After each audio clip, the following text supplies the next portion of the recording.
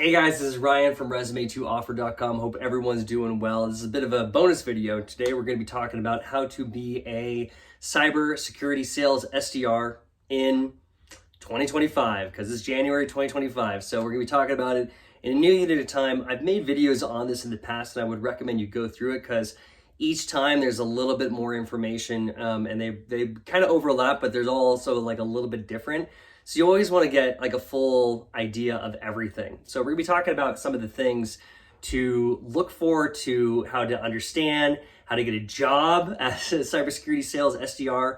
I worked actually as a head of talent. I've also been an SDR and an AE in cybersecurity sales, but mostly in the staffing industry. I've worked as a recruiter in tech sales, and I've worked in cyber and AI and a few other different industries. So I've kind of been on both sides of the table. So that's kind of why, might want to consider looking at some of these aspects. The biggest thing you have to be aware of is there's certain phases and basically stages of the interview process. So if I were to lay it out for you, number one, you have to be aware of the applicant tracking system. And if you haven't checked it out, I've made some videos on this. Definitely look at that. It is not new. It's been around, and ATS has been around ever since I worked. The first ATS I worked with is called Orion. It was back, 14 years ago, 15 years ago. Nowadays, though, these have gotten kind of the AI treatment, and they're, really growing. If you look at companies like Ashby or Greenhouse, they use AI as part of the ATS. And what the ATS does is it basically funnels all the candidates in the talent acquisition pipeline. So if I post a job today, over the weekend, I might get hundreds, sometimes if it's a very popular company, thousands of resumes, especially if it's a remote job. So what the ATS does is it scans all these resumes. It scans them all, looks at your education and titles. It actually does look at grammar. It does look at spell checks, so make sure those are in line. And then, of course, keywords, specific tools that are on your resume, but basically keywords on your resume.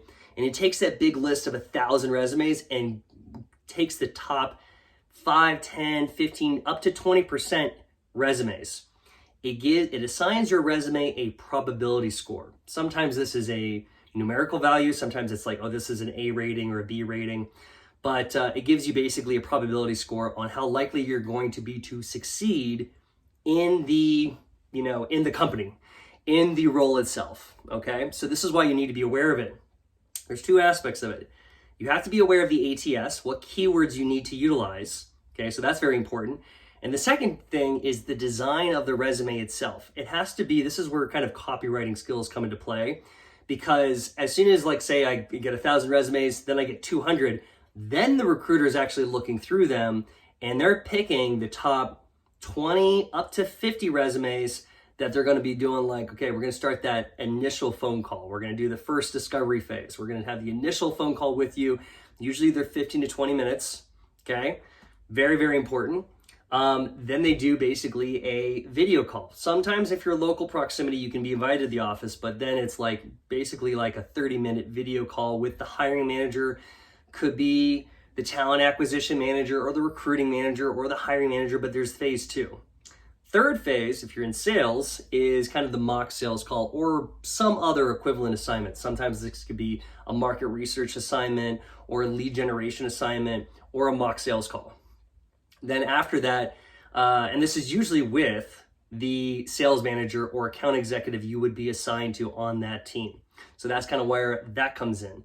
And then last but not least, well, actually a bonus one, if you're going for big companies like a Salesforce or an Amazon, they'll send you an equivalent personality exam. So that's very important to be aware of. They'll send you a personality test. Usually takes 1 to 2 hours. I've had to do them. I did one, last one I did was 2 years ago for a staffing company, and I got a 93% match. So they only take anybody who's above 80%. So that was kind of the thing. I think I got actually higher. I have it. It's in my email somewhere. They send you the test results afterwards, so you know. And if you don't get the test results, probably you didn't do that well. So be aware of that. And then last but not least is the panel interview stage, where you're talking to 3 to 5 other people in the industry. And then after that, you have the offer stage and then onboarding. And I'm kind of creating a whole new video series that I break this down completely. Probably if you're watching this, it's up and running. You can check it out on my website. It's This is derived from over the last, I've done 14 years of tech talent acquisition, basically. I've done about 7 years total as an SDR and account executive. And then also the last 2 years, I've kind of gotten into the career coaching, and we've seen hundreds of people go into companies. And this has been very fascinating to see what works and what doesn't work, what kind of questions they're getting from other recruiters in the industry, what is getting them the roles, and they're constantly giving us feedback. And so this is a whole culmination of that. So check out my website. I'll probably have it on there at the time of this going out. But how do you get the job? So some things to consider, okay? I'm gonna give you, I can't do like a whole thing because like the whole program's probably gonna be like, 3 to 6 hours long. But things about your resume that you need to be aware of. So there's kind of a few different categories. Number one is the vocabulary and the keywords used on the resume itself. Second area is the tools that you want to make sure. And the third is actually super specific on sales methodologies. And I'm going to talk about each part. So the first part is keywords. You got to make sure that you have certain sales vocabulary on your resume. Some of that includes lead generation, appointment setting, cold calling, email marketing, accounts-based selling. A good other secret one that's on there that you might not consider is called NPS or Net Promoter Score. This is used in a lot of companies. Actually, if you have this is like bonus points. Look it up. This is something that actually was a keyword that we used for a certain AI company. But you want to make sure that you had that on your resume. If you're going into sales, you don't have to have it for every resume, but that's very important. Net Promoter Score, you might want to consider having ARR or MRR. You might be wanting to have SOP. Another one is OKR. OKR stands for Objectives and Key Results. If you don't know what I'm talking about, I think I have the book right here. I've got like 50 books. Oh, sorry. Measure what matters. Okay, so this is from John Doerr. This is what, it says Google, Gates Foundation, Meta, they all use this technique. It's used in the tech thing, used a lot in sales. So you definitely want to be aware of what that stands for, objectives and key results. Okay. You want to have sales vocabulary, but also you want to have cybersecurity vocabulary. Okay. You want to have like risk management framework. You want to have like, especially the certification Security Plus. Very, very important to have. That's a huge one that you want to consider having. You want to have other things, red, blue. You want to make sure you have endpoint security, little things like that. And the way that you can kind of tie it into your resume is if you start doing some foundational cybersecurity work. If you're trying to get into cybersecurity, there's two kind of certifications that I would recommend. Number one is CompTIA Security Plus. You can put that on there. It's multiple choice. It's about 40 questions. Doesn't take too long. You do have to go to, I think, it's not like an online thing. You have to go there, but it's very easy to get.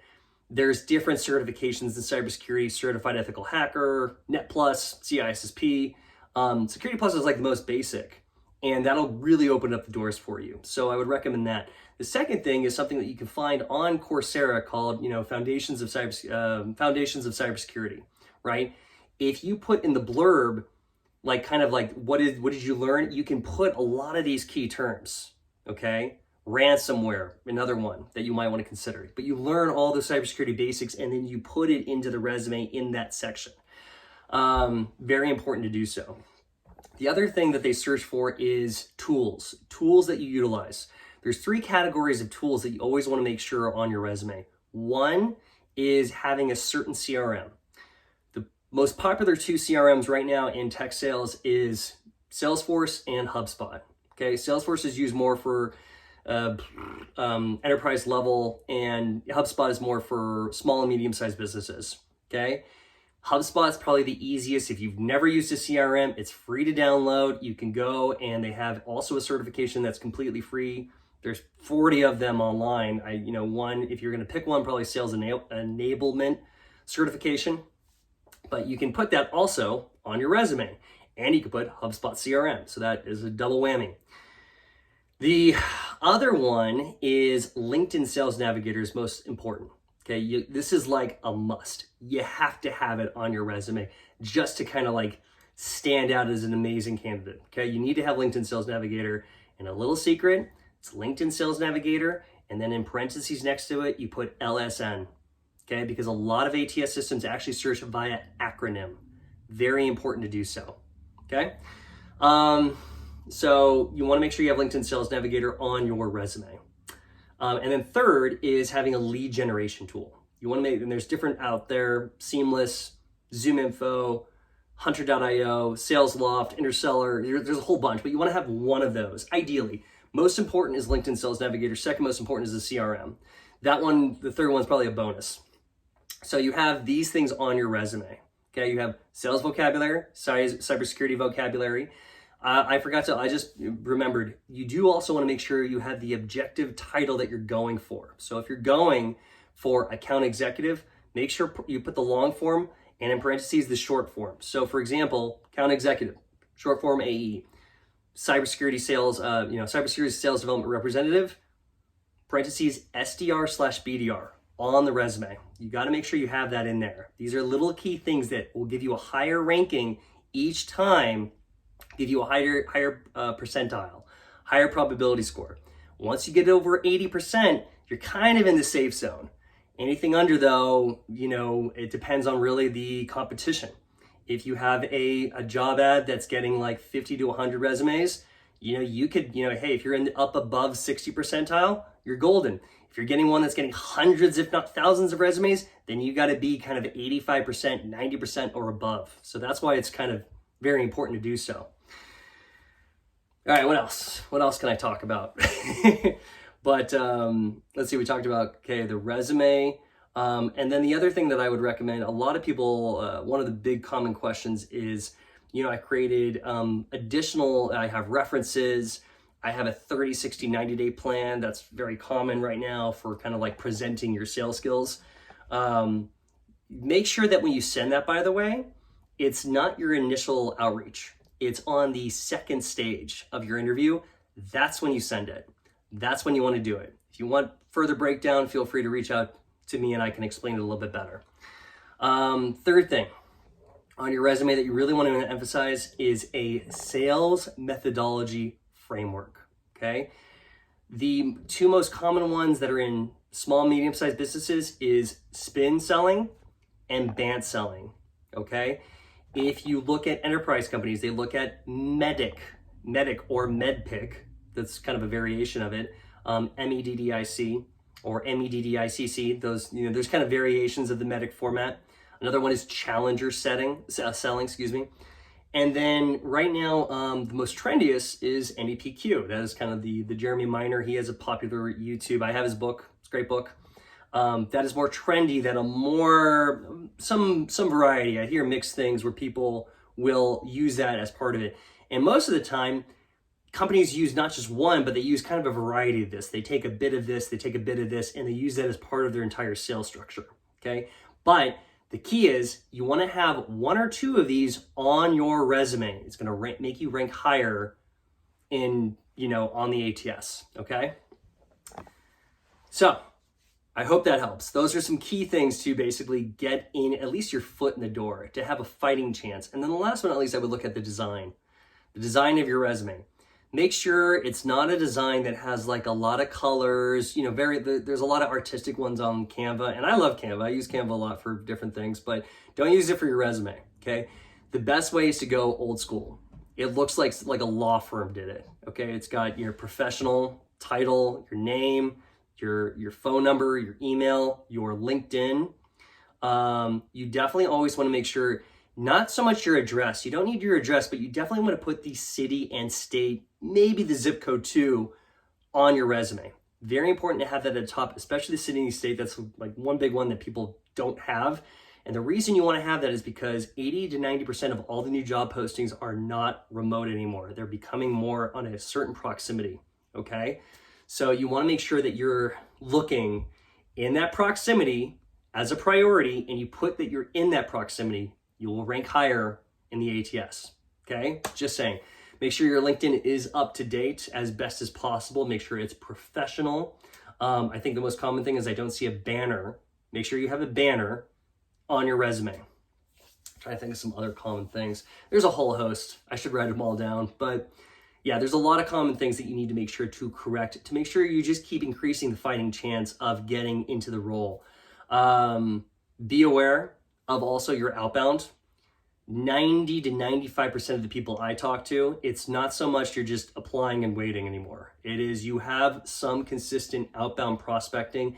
You have a system that you're using to get the job. Usually it does include you're applying, and then right after you're doing like something type of like, I'm sending out a LinkedIn, I'm sending out an email, I'm cold calling the company. There's something there, you know, some kind of other outbound that you're doing. Obviously, I partner with higher levels. If you've never seen that before, I know Chris and Eric, the founders of that, really well. I help host the resume review twice a week with that group. We've placed over, I think, like 4,500 people in that program. If you use mine directly, so if you want, check out below. You can check it out. They have SDR Accelerator and AE Mastery. You can use my link. If you use the link, you get a free one-on-one with me. Okay, so that's available to you guys. You can check out my website. Personally, I've helped over 500 people get their targeted role. And you can check out that, you know, my website. It's got a bunch of, you know, availability for one-on-ones or kind of other courses that I have there. You can check that out. And last but not least, I do have a third course. This is a gift. It is it's called Your Wish is Your Command. It is, I think, one of the best just personal development and success training that there is. You can check it out. It's about, you know, it takes a while. It takes a week or two to get through, but it's very, very worth it. I listen to it still 14 years later, at least once a year, all the time. You can get that completely free. Check out the description. You got to use the link, and then you use the coupon code, and then you can get it for free. So I strongly recommend that. I could keep going, but I hope this was helpful. Use that. Those are certain things to just like, you will start getting more interviews. And of course, I have a lot more to break down your interview skills, how to do complete storytelling, how to get the right offer that you want, how to complete the mock sales call, all these things that each component is very, very important. So check out this channel, like, subscribe. I hope this was helpful. Feel free to reach out to me and add me on LinkedIn if you want. And hope you guys are doing well, okay? Cheers.